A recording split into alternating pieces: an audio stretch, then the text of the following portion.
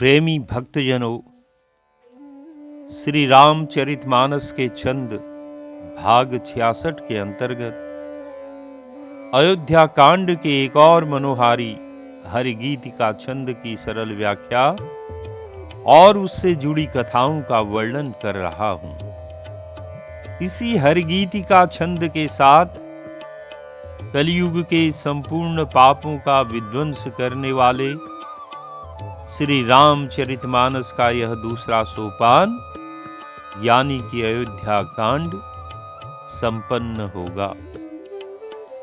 श्री रघुनाथ जी, साधुओं का समाज, मुनि वशिष्ठ जी और मिथिलापति जनक जी स्नेह से शिथिल हो रहे हैं। सब मन ही मन भरत जी के भाईपन और उनकी भक्ति की अतिशय महिमा को सराहने लगे हैं। देवता मलिन मन से भरत जी की प्रशंसा करते हुए उन पर फूल बरसाने लगे हैं। तुलसीदास जी कहते हैं कि सब लोग भरत जी का भाषण सुनकर व्याकुल हो रहे हैं और ऐसे सकुचा गए हैं जैसे रात्रि के आने पर कमल पुष्प सकुचा जाते हैं। दोनों समाजों के सभी नर नारियों को दीन और दुखी देखकर महामलिन मन इंद्र मरे हुओं को मारकर अपना मंगल चाहता है। देवराज इंद्र कपट और कुचाल की सीमा है। उसे पराई हानि और अपना लाभ ही सबसे प्रिय है।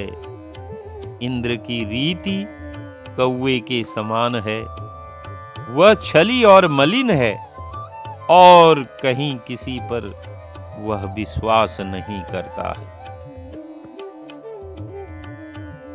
पहले कुमंत्र करके इंद्र कपट एकत्र करता है और फिर वह उच्चाट सबके सिर पर डाल देता है।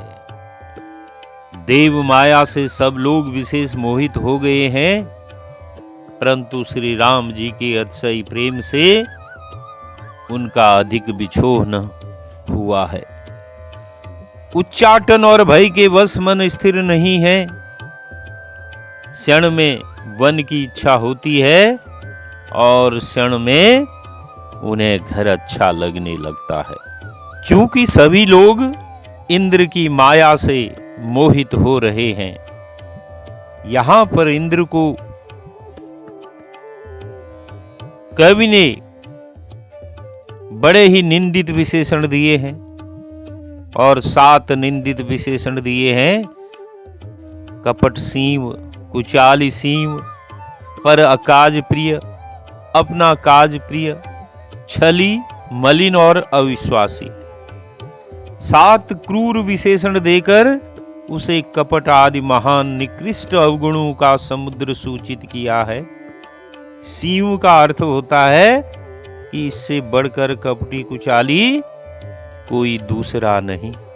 इंद्र को ऐसा दुष्ट कहने का कारण यह है कि वह संतों, ऋषियों और राम भक्तों के साथ भी छल कपट करता है। जिसकी भक्ति और प्रेम से सब उनमें प्रेम करते हैं, जिनके प्रेम को देख ऋषि तक अपने योग जप तप आदि की निंदा करते हैं, उन लोगों के साथ भी इंद्र छल कर रहा है।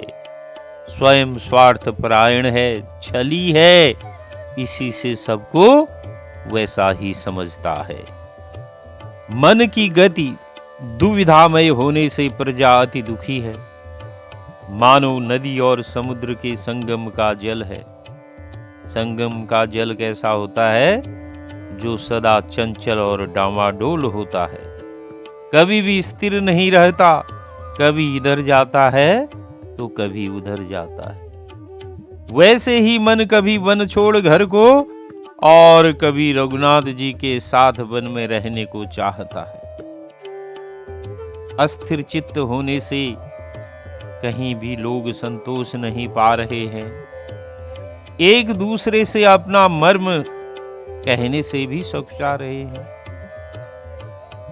श्री भरत जी, श्री जनक जी मुनि लोग, मंत्री, सज्जन और सज्ञान सावधान लोगों को छोड़कर और सभी को जिस योग्य जिस मनुष्य को पाया वैसे ही उस पर देव माया लगी है, अर्थात जिसमें जैसी न्यूनाधिक्य चेतनता थी वैसा ही न्यूनाधिक्य प्रभाव उस पर पड़ा है, और यह इंद्र की कुचाल का प्रभाव है। दया सागर श्री राम ने जब लोगों को अपने स्नेह और देवराज के भारी छल से दुखी देखा तो सभा, राजा, गुरु, ब्राह्मणों और मंत्रियों सभी की बुद्धि पर श्री भरत जी की भक्ति ने ताला लगा दिया, अर्थात किसी की बुद्धि कुछ काम नहीं देती कि क्या कहा या किया जाएगा।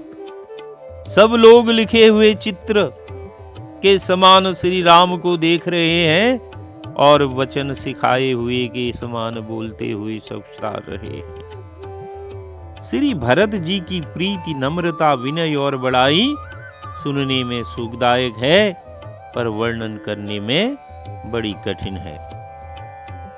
जिनकी कणमात्र भक्ति को देखकर मुनिगण और मिथिलापति राजा जनक जी प्रेम में मग्न हो गए हैं, उसकी महिमा तुलसी क्यों कर कहे। भक्ति के स्वभाव से एवं उनकी स्वाभाविक भक्ति से मेरे हृदय में सुमति झुलस रही है, परंतु अपने को छोटी और महिमा को बड़ी जानकर कभी समाज की मर्यादा को समझकर सकुच गई है। रुचि बहुत है पर गुणों को कह नहीं सकती।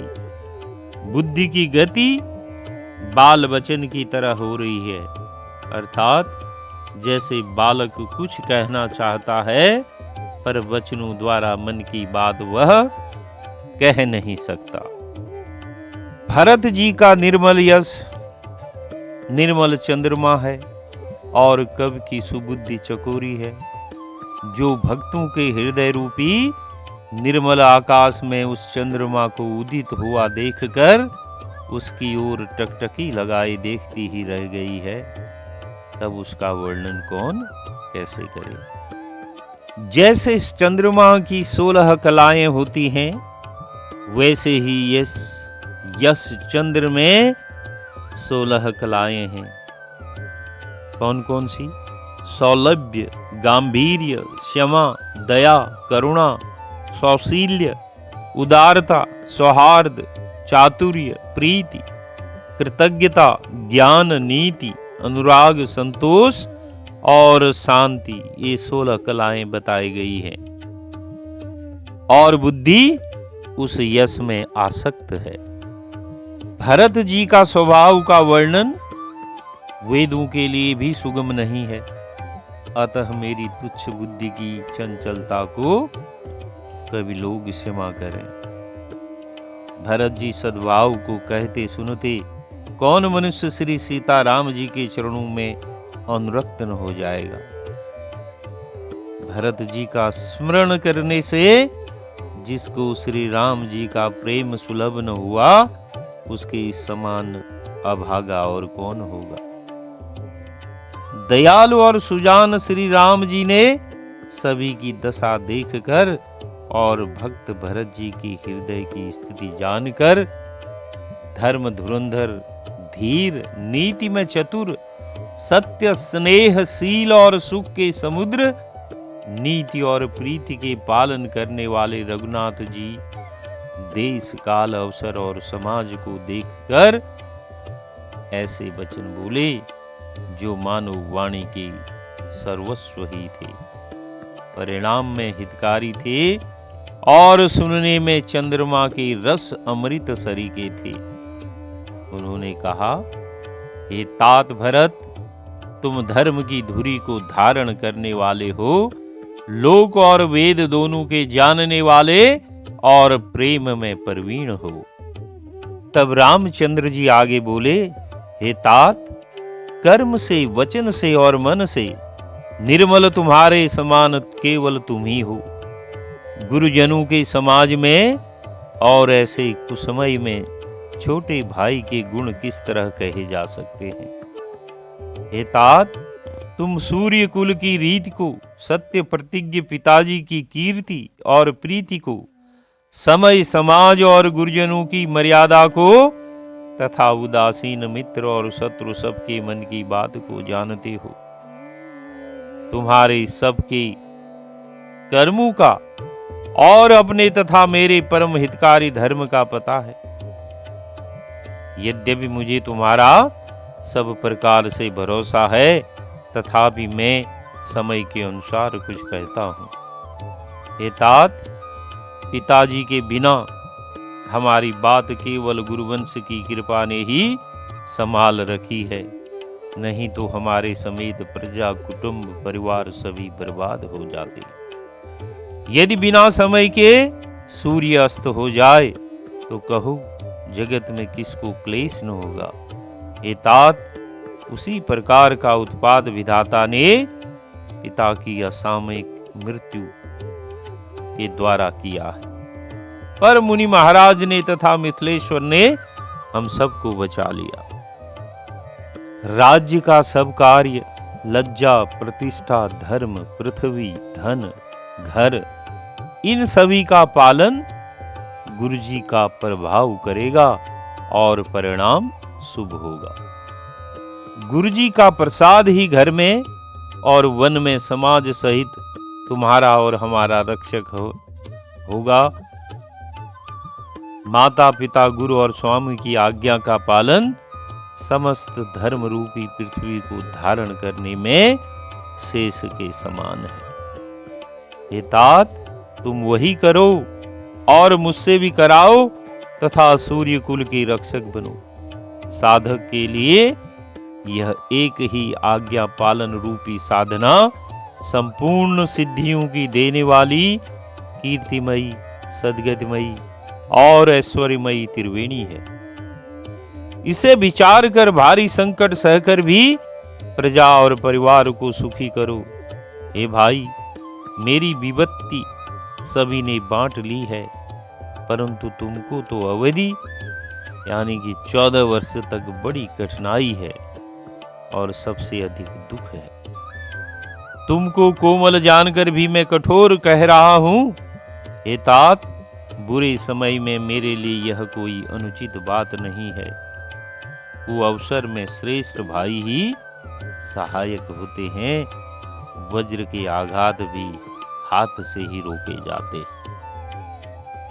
सेवक हाथ, पैर और नेत्रों के समान और स्वामी मुख के समान होना चाहिए। तुलसीदास जी कहते हैं कि सेवक स्वामी की ऐसी प्रीति की रीति सुनकर सुकवि उसकी सराहना करते। कहने का भाव यह है कि जिस प्रकार मुख सब योग्य पदार्थ स्वयं खा जाता है, पर जिस अंग के लिए जिस चीज की दरकार होती है उसी के अनुसार उस अंग को उसका रस देता है, तथा हाथ, पैर और आंख भी ऐसे अंग हैं कि कोई विपत्ति आने पर पहले ये ही सहायक होते हैं। ठीक इसी प्रकार सेवक और स्वामी भी होने चाहिए, तभी सब लोग उनकी प्रशंसा करेंगे और सब कार्य ठीक होगा। हे भरत, तुम राजा होकर इसी नीति को अपनाना। प्रेम समुद्र के मंथन से निकले हुए अमृत में मानो सनी हुई हो, ऐसी रघुवर वाणी को सुनकर सारा समाज शिथिल हो गया। सब समाज को प्रेम की समाधि लग गई। दशा देखकर सरस्वती ने चुप साध ली, अर्थात मौन हो गई। श्री भरत जी को परम संतोष हुआ। स्वामी के सम्मुख होने से दुख दोष दूर हो गए, मुख प्रसन्न हो गया, मन का दुख मिट गया, मानो गूंगे पर सरस्वती जी की प्रसन्नता हो गई हो। श्री भरत जी ने फिर प्रेम पूर्वक प्रणाम किया और कर कमल जोड़कर बोले, हे नाथ, मुझे आपके साथ जाने का सुख प्राप्त हो गया। संसार में जन्म होने का फल भी मैंने पा लिया है। हे कृपालु, अब जैसी आज्ञा हो वही मैं सिर पर धर कर आदर पूर्वक करूं। पर हे देव, मुझे वह अवलंब दीजिए जिसका सेवन करके अवधि का पार पाऊं। हे देव, आपके तिलक के लिए गुरु जी की आज्ञा पाकर मैं सब तीर्थों का जल लाया हूं, उसके लिए क्या आज्ञा होती है? मेरे मन में एक बड़ा मनोरथ और है जो भय और संकोच से कहा नहीं जाता। तब प्रभु ने कहा, हे तात, कहो तुम्हारा क्या मनोरथ है? भगवान श्री राम की आज्ञा पाकर वे स्नेह से सुशोभित सुंदर वाणी में बोले, चित्रकूट के पवित्र स्थल, तीर्थ, वन, पक्षी, पशु, तालाब, नदी, झरने, पर्वतों के समूह और खासकर प्रभु के चरण चिन्हों से विशेष रूप से अंकित यह पृथ्वी, इन सबों को आज्ञा हो तो देखाऊं। कहने का भाव कि एक विष्णु पद के अंक से तो गया तीर्थ पूज्य हो गया और यह सकल तीर्थ चरणांकित है, तब इसकी अनंत महिमा को कौन कह सकता है? अतएव भरत जी देखने की आज्ञा मांग रहे हैं। तब श्री रघुनाथ जी बोले, अवश्य। श्री अत्रि जी की आज्ञा सिर पर धारण करो और निर्भय होकर वन में विचरो। हे भ्राता, मुनि के प्रसाद से वन मंगल का देने वाला है, परम पवित्र और सुहावना है। ऋषिराज अत्रि जी जहां आज्ञा दें उसी स्थल में तीर्थों के जल को रख देना। प्रभु के वचनों को सुनकर भरत जी ने सुख पाया और मुनि अत्रि जी के चरण कमलों में आनंदित होकर मस्तक नवाया। और उधर समस्त सुंदर मंगलों का मूल भरत जी और श्री रामचंद्र जी का यह संवाद सुनकर स्वार्थी देवता रघुकुल की सराहना करके कल्प वृक्ष के फूल बरसाने लगे। भरत जी धन्य हैं, स्वामी श्री राम जी की जय हो, ऐसा कहते हुए देवता बलपूर्वक हर्षित होने लगे। भरत जी की वचन सुनकर मुनि वशिष्ठ जी, मिथिलापति जनक जी और सभा में सब किसी को बड़ा उत्साह और आनंद हुआ।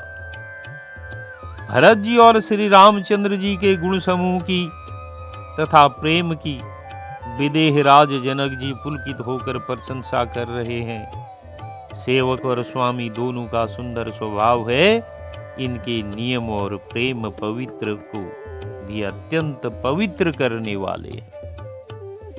मंत्री और सभासद सभी प्रेम मुग्ध होकर अपनी अपनी बुद्धि के अनुसार सराहना करने लगे। श्री रामचंद्र जी और भरत जी का संवाद सुन सुनकर दोनों समाजों के हृदयों में हर्ष और विषाद दोनों हुए। और हर्ष क्यों हुआ? क्योंकि भरत जी के सेवा धर्म को देखकर हर्ष हुआ, और विषाद राम वियोग की संभावना से विषाद हुआ। श्री रामचंद्र जी की माता कौशल्या जी ने दुख और सुख को समान जानकर श्री राम के गुण कहकर दूसरी रानियों को धैर्य बधाया। कोई श्री राम जी की बड़ाई की चर्चा कर रहे हैं तो कोई भरत जी के अच्छेपन की सराहना करते हैं। तब अत्रि जी ने भरत जी से कहा, इस पर्वत के समीप ही एक सुंदर कुआं है, इस पवित्र अनुपम और अमृत जैसे तीर्थ जल को उसी में स्थापित कर दीजिए। भरत जी ने अत्रि मुनि की आज्ञा पाकर जल के सब पात्र रवाना कर दिए और छोटे भाई शत्रुघ्न, अत्रि मुनि तथा अन्य साधु संतों सहित आप वहां गए जहां वह अथाह कुआं है, और उस पवित्र जल को उस पुण्य स्थल में रख दिया। तब अत्रि ऋषि ने प्रेम से आनंदित होकर ऐसा कहा, हे तात, यह अनादि सिद्ध स्थल है, काल क्रम से यह लोप हो गया था, इसलिए किसी को इसका पता नहीं था। तब भरत जी सेवकों के साथ उस जलयुक्त स्थान को देखा और उस सुंदर जल के लिए एक खास कुआं बना लिया। दैव योग से विश्व भर का उपकार हो गया। धर्म का विचार जो अत्यंत अगम था वह इस कूप के प्रभाव से सुगम हो गया। कूप की महिमा कहते हुए सब लोग वहां गए जहां रघुनाथ जी थे। अत्रि जी ने रघुकुल श्रेष्ठ श्री राम जी को इस पवित्र तीर्थ के पुण्य और प्रभाव को सुनाया। प्रेम पूर्वक धर्म की कथाएं कहते हुए वह रात सुख से बीत गई और सवेरा हो गया। भरत शत्रुघ्न दोनों भाई नित्य प्रातः क्रिया से निवृत्त होकर श्री राम जी, श्री अत्रि जी एवं गुरु की आज्ञा पाकर समाज सहित सब सादे साज से पैदल रामवन में घूमने चल दिए। उनके चरण कोमल हैं, बिना जूतों के चल रहे हैं। यह देख पृथ्वी मन ही मन सकचाकर कोमल हो गई। कुछ कांटे, कंकड़ी, दरारें आदि कड़वी, कठोर और बुरी वस्तुओं को छिपाकर पृथ्वी ने सुंदर और कोमल मार्ग कर दिए।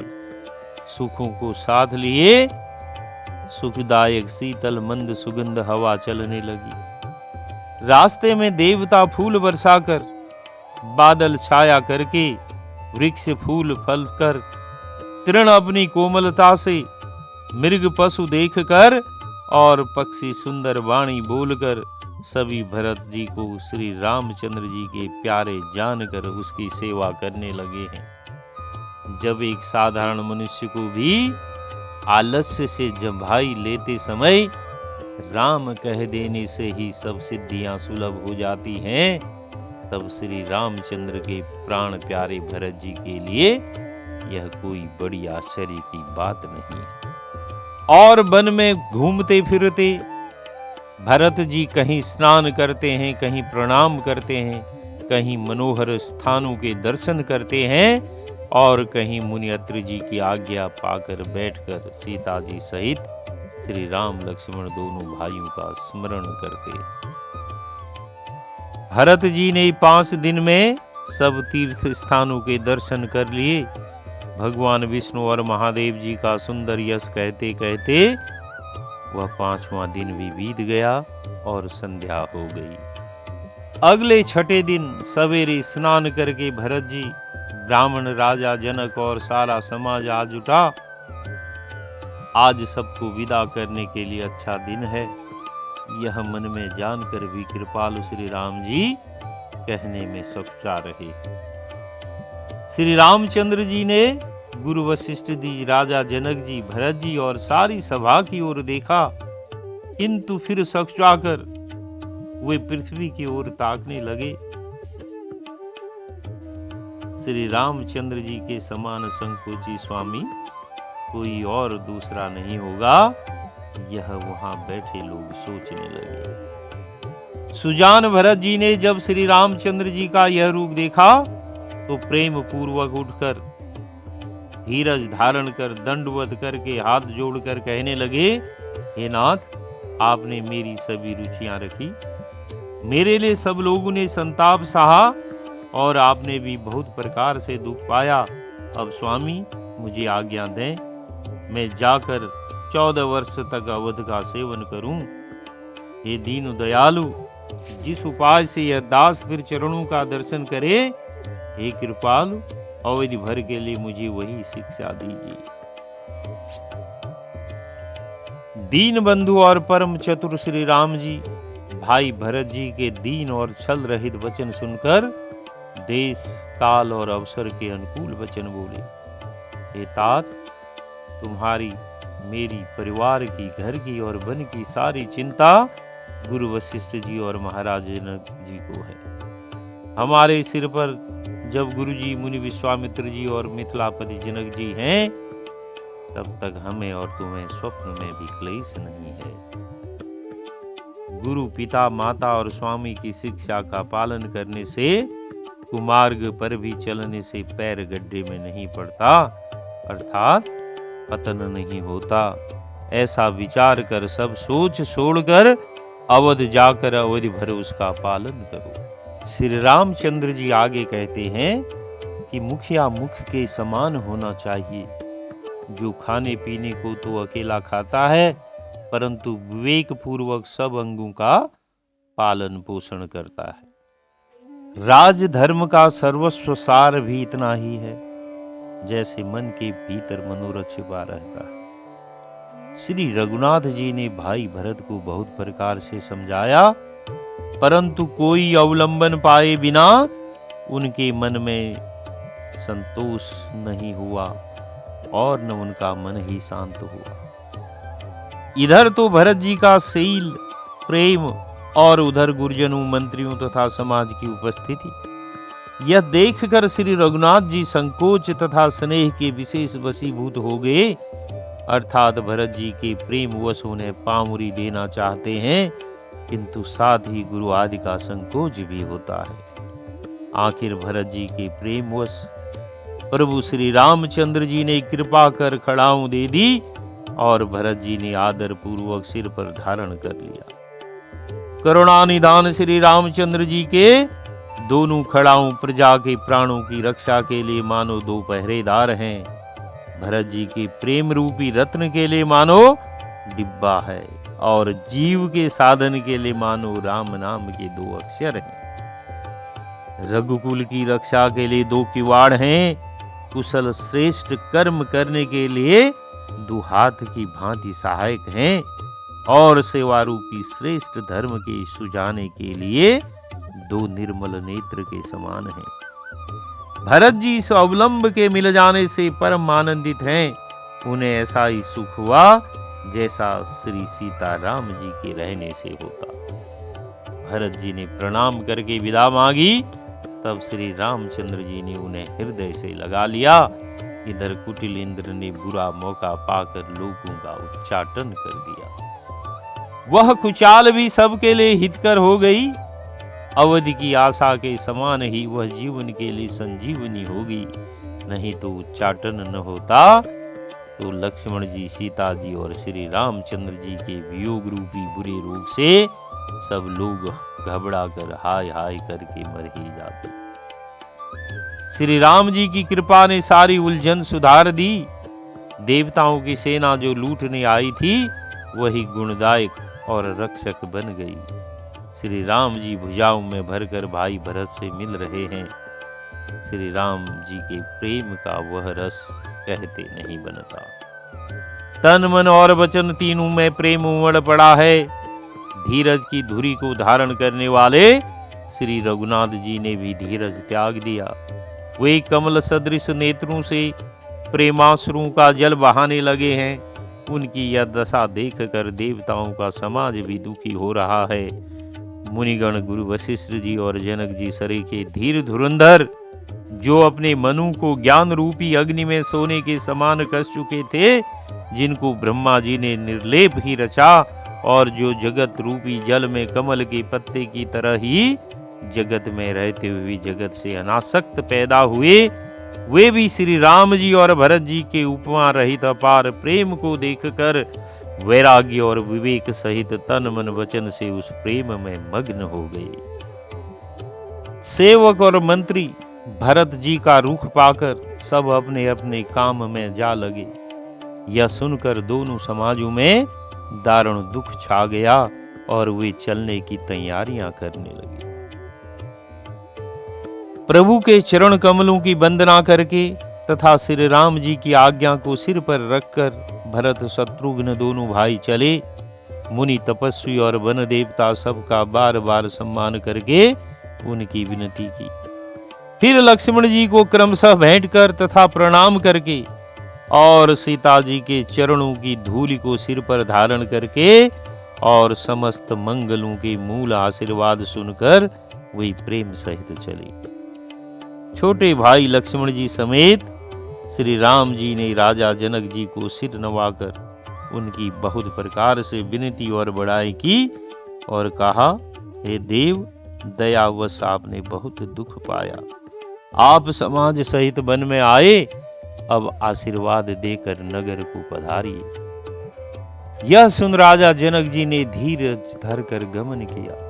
फिर श्री रामचंद्र जी ने मुनि ब्राह्मण और साधुओं को विष्णु और शिव के समान जानकर सम्मान करके उनको विदा किया। तब श्री राम लक्ष्मण दोनों भाई सास सुनैना जी के पास गए और उनके चरणों की वंदना करके आशीर्वाद पाकर लौट आए। फिर विश्वामित्र, वामदेव, जाबली और शुभ आचरण वाले कुटुंबी, नगर निवासी और मंत्री सबको छोटे भाई लक्ष्मण जी सहित श्री रामचंद्र जी ने यथा योग्य विनय एवं प्रणाम करके विदा किया। कृपा निधान श्री रामचंद्र जी ने छोटे, मझले और बड़े सभी श्रेणी के स्त्री पुरुषों का सम्मान करके उनको लौटाया। भरत की माता कैकेयी के चरणों की वंदना करके प्रभु श्री राम ने पवित्र निश्चल प्रेम के साथ उनसे मिल भेंट कर तथा उनके सारे संकोच और सोच को मिटाकर पालकी सजाकर उनको विदा किया। प्राण प्रिय पति श्री रामचंद्र जी के साथ पवित्र प्रेम करने वाली सीता जी नैहर के कुटुंबियों से तथा माता पिता से मिलकर लौट आई। फिर प्रणाम करके सब सासुओं से गले लगकर मिली। उनकी शिक्षा सुनकर और मनचाहा आशीर्वाद पाकर सीता जी सासुओं तथा माता पिता दोनों ओर की प्रीति में समाई।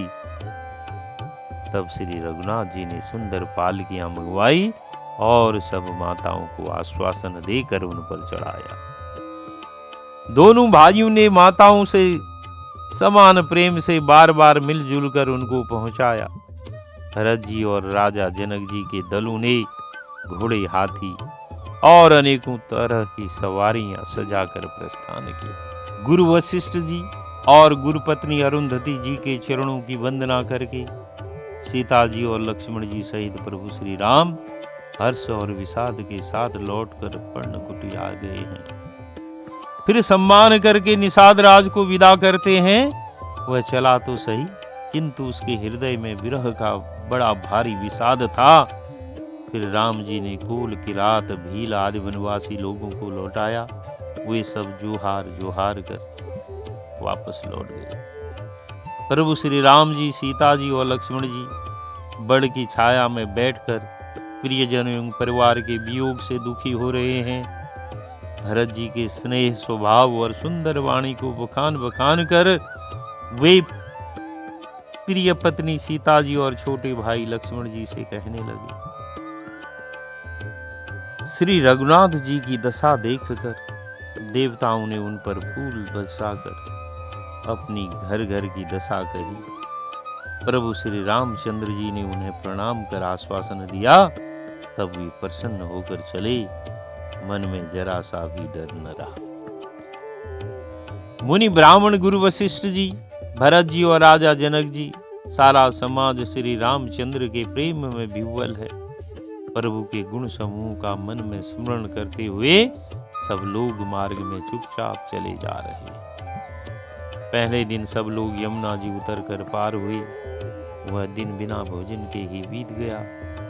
दूसरा मुकाम गंगा जी उतरकर गंगा पार श्रृंगवेरपुर में हुआ। वहां राम सखा निषाद राज ने सब सुप्रबंध कर दिया। फिर सई उतरकर गोमती जी में स्नान किया और चौथे दिन सब अयोध्या जी जा पहुंचे।